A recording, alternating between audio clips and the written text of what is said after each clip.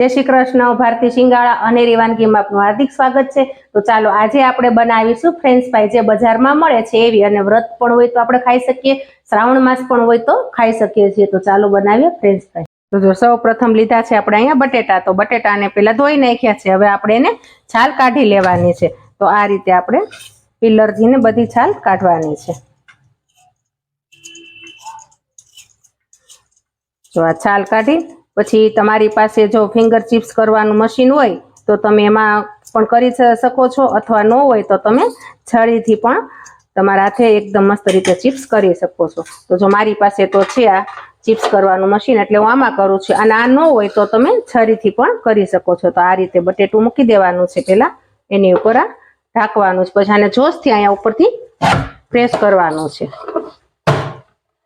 जो आपणी finger chips मस्त रीते बनी गई है। जो एकदम सरस थई गई है, बजार में आवे एवी थई गई है। तो आवी बधी आपणे फिंगर चिप्स करवानी छे। तो चालो बधा बटेटाने हूँ छाल काढीने आ रीते फिंगर चिप्स करी नाखुं।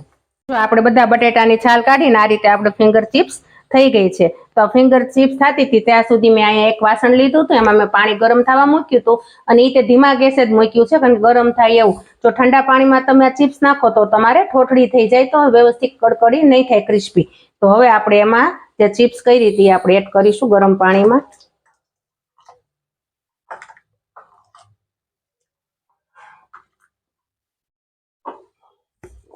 जो आपणे गरम पाणीमां चिप्स एड करी दीधी छे, अने हवे आपणे एमां मीठुं नाखवानुं छे। तो मीठुं हुं अर्धी चमची नाखुं छुं।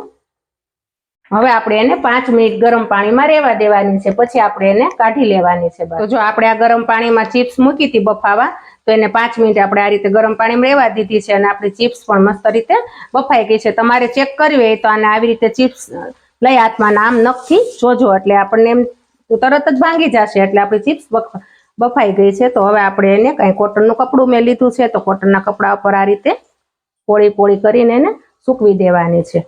એટલે કોટનનું કપડું હોય એટલે પાણી બધું એમાં ચૂસી લેશે, અને થોડીક વાર એને કોરી થવા રહેવા દેશું એટલે કોરી પણ થઈ જશે।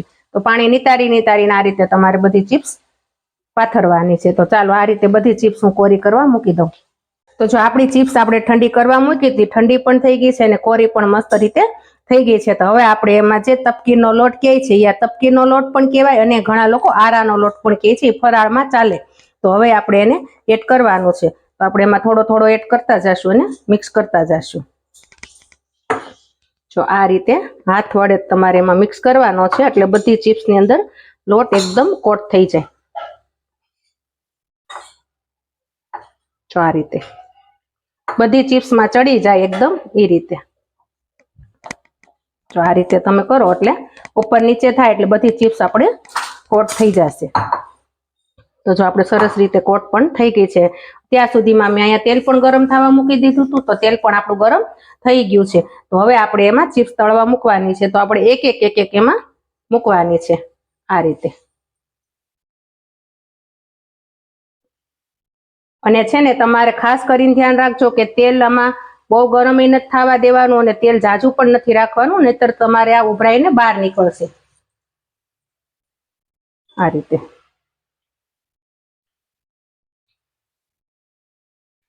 તો જો એક એક છૂટી છૂટી ચિપ્સ નાખો એટલે ચોટશે પણ નહીં, અને એકદમ તમારે ક્રિસ્પી પણ થશે। તો આટલી આટલી ચિપ્સ નાખવાની છે થોડી થોડી, અને આ રીતે આપણે તળવાની છે।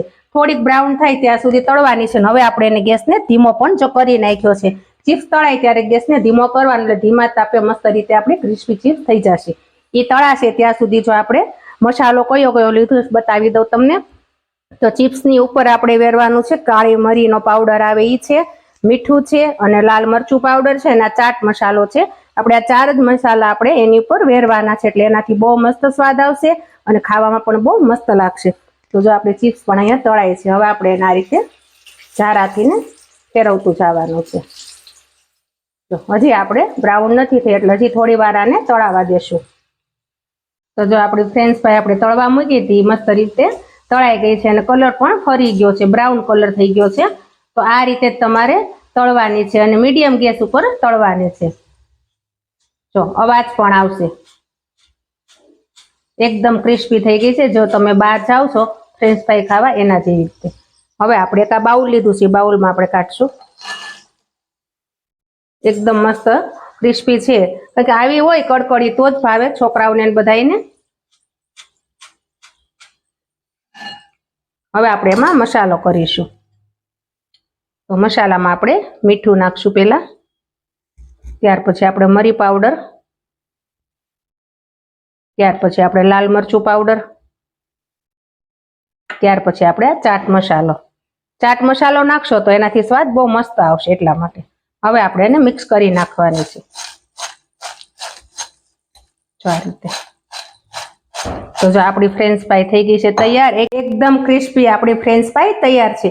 તો જો તમે કાંઈ પણ વાર રહેતા હોય અથવા વ્રત રહેતા હોય કે શ્રાવણ માસ આવતો હોય તો તમે ઘરે આ બનાવો ફ્રેન્ચ ફ્રાઈ, તો એકદમ મસ્ત બનશે, બજાર કરતાં પણ સારી બનશે અને તમે પેટ ભરીને ખાઈ પણ શકો. તો જો આપણી ફ્રેન્ચ ફ્રાઈ છે તૈયાર, તો તમે જરૂરથી મારી રેસીપી ટ્રાય કરજો. વિડીયોને લાઇક કરજો, શેર કરજો, સબસ્ક્રાઈબ કરજો. જય શ્રી કૃષ્ણ.